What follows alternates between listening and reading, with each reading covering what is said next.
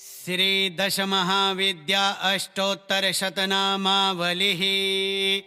ॐ आदिशक्त्यै नमः। ॐ पराशक्त्यै नमः। ॐ महाविद्यायै नमः। ॐ जगन्मात्रे नमः। ॐ विश्वमात्रे नमः। ॐ काल्यै नमः। ॐ महाकाल्यै नमः। ॐ दक्षिणकाल्यै नमः। ॐ भद्रकाल्यै नमः। ॐ शमशानवासिन्यै नमः। ॐ करालवदनायै नमः। ॐ रक्तदन्त्यै नमः। ॐ कालरात्र्यै नमः। ॐ मुक्तिदायिन्यै नमः। ॐ स्वर्गसिद्धिप्रदायिन्यै नमः। ॐ तारायै नमः। ॐ उग्रतारायै नमः। ॐ नीलसरस्वत्यै नमः। ॐ तारिण्यै नमः। ॐ भयहारिण्यै नमः। ॐ ज्ञानप्रदायिन्यै नमः। ॐ मोक्षदायिन्यै नमः। ॐ महाविद्यारूपिण्यै नमः। ॐ षोडश्यै नमः। ॐ त्रिपुरसुन्दर्यै नमः। ॐ ललितायै नमः। ॐ राजराजेश्वर्यै नमः। ॐ कामेश्वर्यै नमः। ॐ श्रीविद्यारूपिण्यै नमः। ॐ सौभाग्यदायिन्यै नमः। ॐ ऐश्वर्यप्रदायिन्यै नमः। ॐ भुवनेश्वर्यै नमः। ॐ विश्वाधिष्ठात्र्यै नमः। ॐ महामातृकायै नमः। ॐ सृष्टिकर्त्र्यै नमः। ॐ पालनकर्त्र्यै नमः। ॐ लयकर्त्र्यै नमः। ॐ करुणामय्यै नमः। ॐ भक्तवत्सलायै नमः। ॐ छिन्नमस्तायै नमः। ॐ प्रचण्डचण्डिकायै नमः। ॐ वीररूपिण्यै नमः। ॐ योगिन्यै नमः। ॐ कामरूपिण्यै नमः। ॐ वैराग्यदायिन्यै नमः। ॐ सिद्धयोगप्रदायिन्यै नमः। ॐ भैरव्यै नमः। ॐ उग्ररूपिण्यै नमः। ॐ तपस्विन्यै नमः। ॐ ब्रह्मविद्यायै नमः। ॐ कुण्डलिनीशक्त्यै नमः। ॐ साधनासिद्धिदायिन्यै नमः। ॐ धूमावत्यै नमः। ॐ ज्येष्ठायै नमः। ॐ विरागिण्यै नमः। ॐ अलक्ष्मीरूपिण्यै नमः। ॐ दुःखनाशिन्यै नमः। ॐ मोक्षमार्गप्रदर्शिन्यै नमः। ॐ बगलामुख्यै नमः। ॐ विस्तम्भिन्यै नमः। ॐ वाक्सिद्धिप्रदायिन्यै नमः। ॐ शत्रुनाशिन्यै नमः। ॐ विजयप्रदायिन्यै नमः। ॐ मातङ्ग्यै नमः। ॐ राजमातङ्ग्यै नमः। ॐ वाग्देव्यै नमः। ॐ सङ्गीतप्रियायै नमः। ॐ मन्त्रसिद्धिप्रदायिन्यै नमः। ॐ कमलायै नमः। ॐ महालक्ष्म्यै नमः। ॐ श्रीकरायै नमः। ॐ धनधान्यप्रदायिन्यै नमः। ॐ समृद्धिदायिन्यै नमः। ॐ सर्वशक्तिस्वरूपिण्यै नमः। ॐ सर्वमङ्गलायै नमः।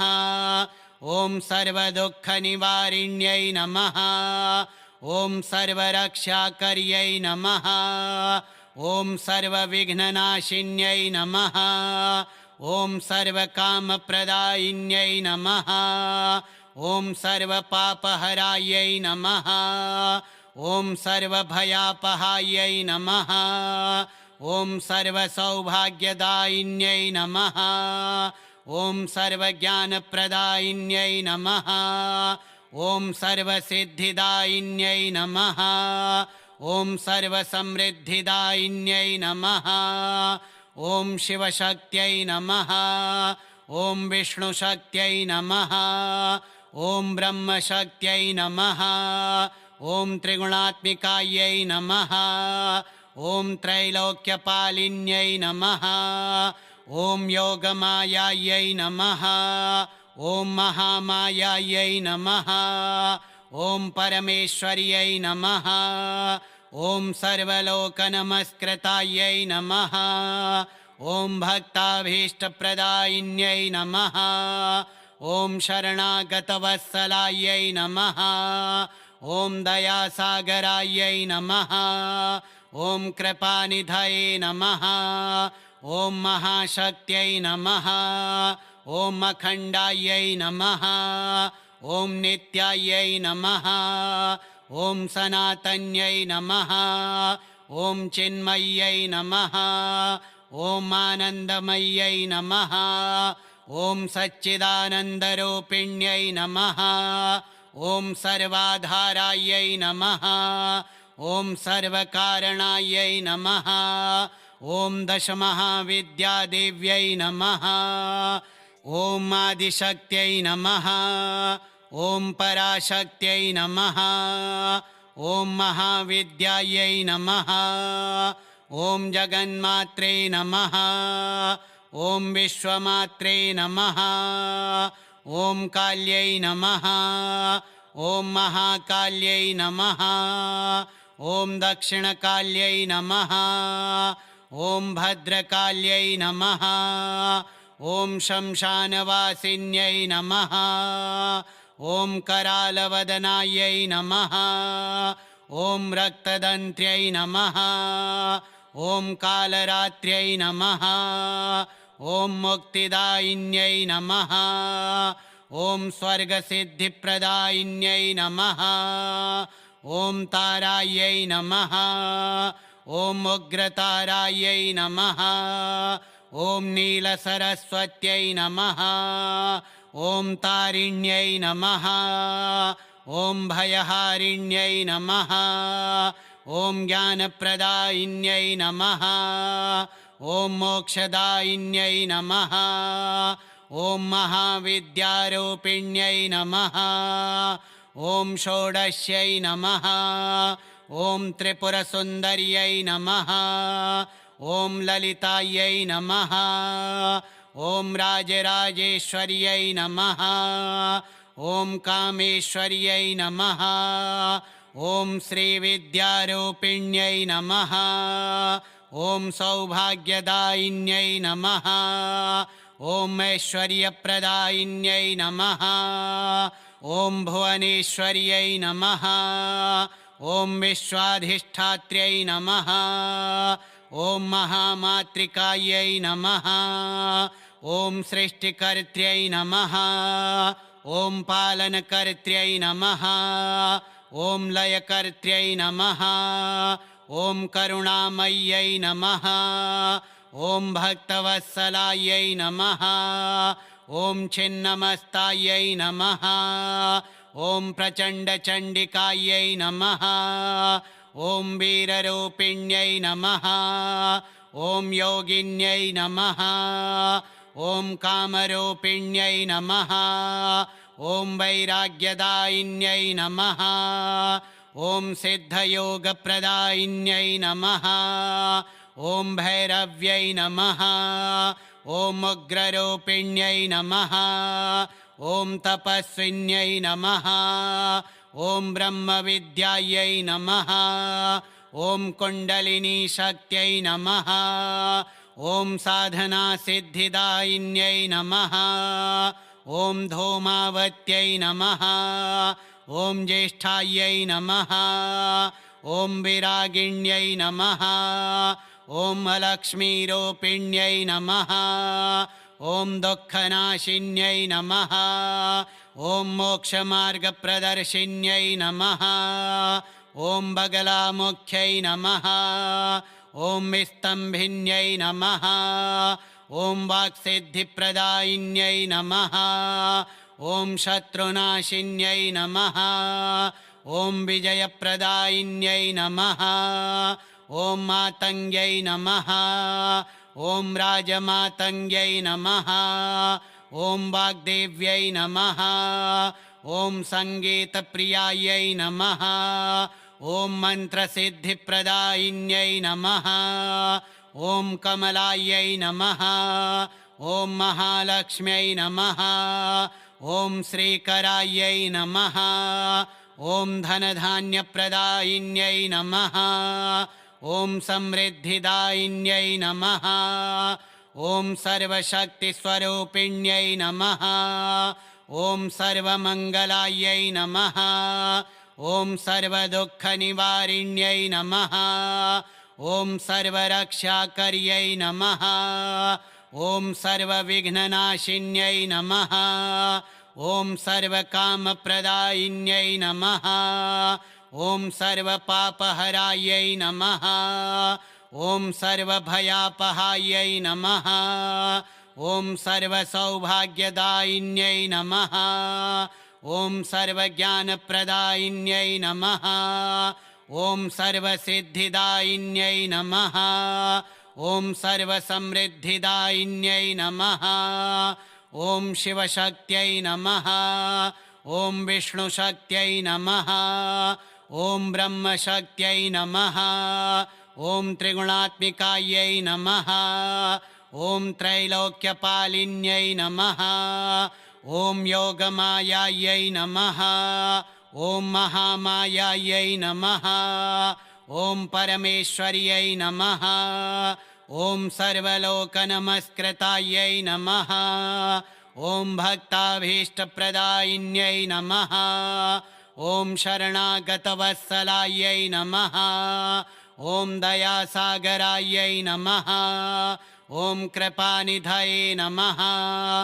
ॐ महाशक्त्यै नमः ॐ अखण्डायै नमः ॐ नित्यायै नमः ॐ सनातन्यै नमः ॐ चिन्मय्यै नमः ॐ आनन्दमय्यै नमः ॐ सच्चिदानन्दरूपिण्यै नमः ॐ सर्वाधारायै नमः ॐ सर्वकारणायै नमः ॐ दशमहाविद्यादेव्यै नमः ॐ आदिशक्त्यै नमः ॐ पराशक्त्यै नमः ॐ महाविद्यायै नमः ॐ जगन्मात्रे नमः ॐ विश्वमात्रे नमः ॐ काल्यै नमः ॐ महाकाल्यै नमः ॐ दक्षिणकाल्यै नमः ॐ भद्रकाल्यै नमः ॐ शमशानवासिन्यै नमः ॐ करालवदनायै नमः ॐ रक्तदन्त्यै नमः ॐ कालरात्र्यै नमः ॐ मुक्तिदायिन्यै नमः ॐ स्वर्गसिद्धिप्रदायिन्यै नमः ॐ तारायै नमः ॐ उग्रतारायै नमः ॐ नीलसरस्वत्यै नमः ॐ तारिण्यै नमः ॐ भयहारिण्यै नमः ॐ ज्ञानप्रदायिन्यै नमः ॐ मोक्षदायिन्यै नमः ॐ महाविद्यारूपिण्यै नमः ॐ षोडश्यै नमः ॐ त्रिपुरसुन्दर्यै नमः ॐ ललितायै नमः ॐ राजराजेश्वर्यै नमः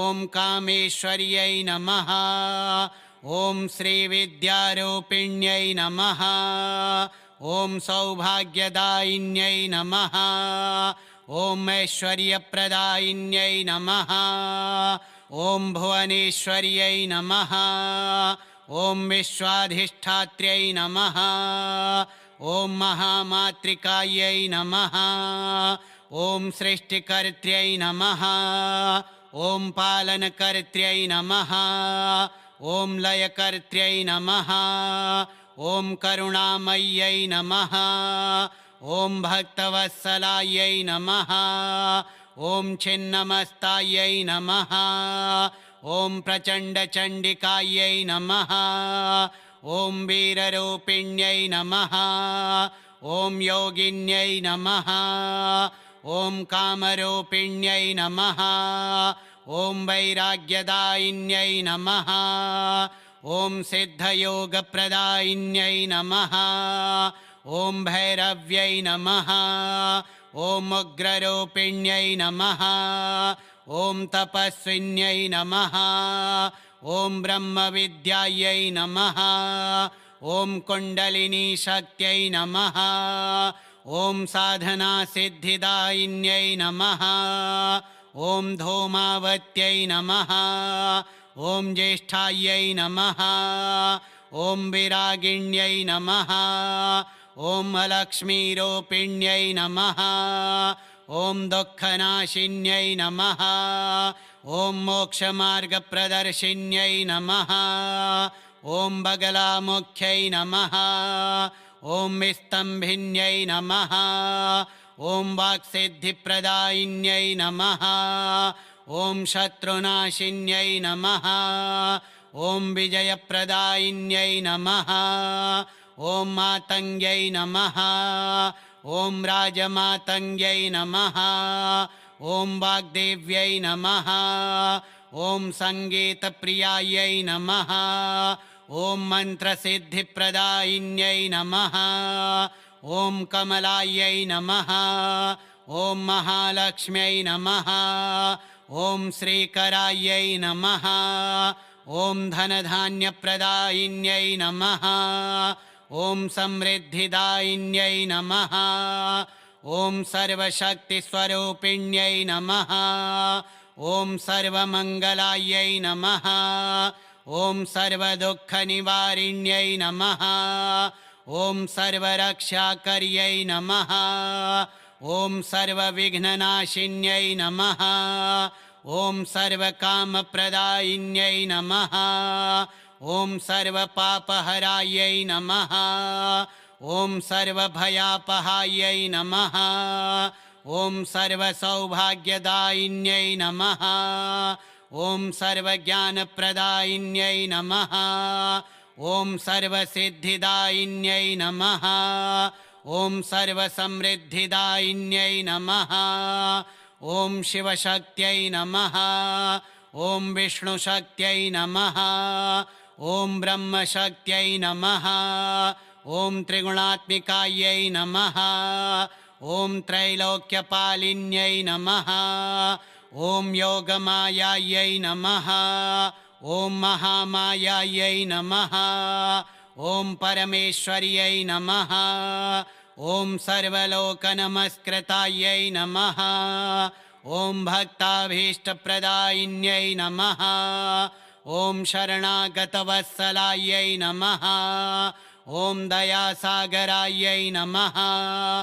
ॐ कृपानिधये नमः ॐ महाशक्त्यै नमः ॐ अखण्डायै नमः ॐ नित्यायै नमः ॐ सनातन्यै नमः ॐ चिन्मय्यै नमः ॐ आनन्दमय्यै नमः ॐ सच्चिदानन्दरूपिण्यै नमः ॐ सर्वाधारायै नमः ॐ सर्वकारणायै नमः ॐ दशमहाविद्यादेव्यै नमः।